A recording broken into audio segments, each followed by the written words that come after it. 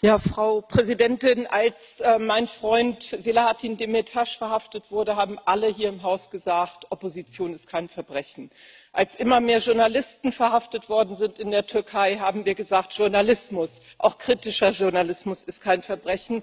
Heute müssen wir endlich auch einmal sagen, dass in einer Schule zu arbeiten oder an einer Universität zu lehren, die zur sogenannten Gülen-Bewegung gehörte, ist kein Verbrechen.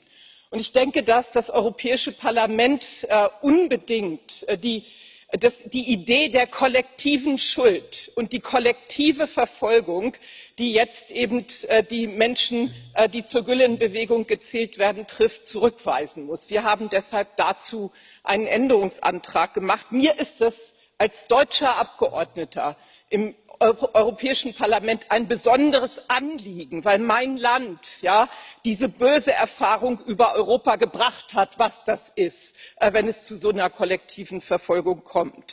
Ich glaube, dass wir dafür sorgen müssen, dass keine Auslieferungen stattfinden, nur mit der Begründung, jemand gehörte zur Gülen-Bewegung. Und ich glaube, dass der Europäische Menschenrechtsgerichtshof endlich Pilotverfahren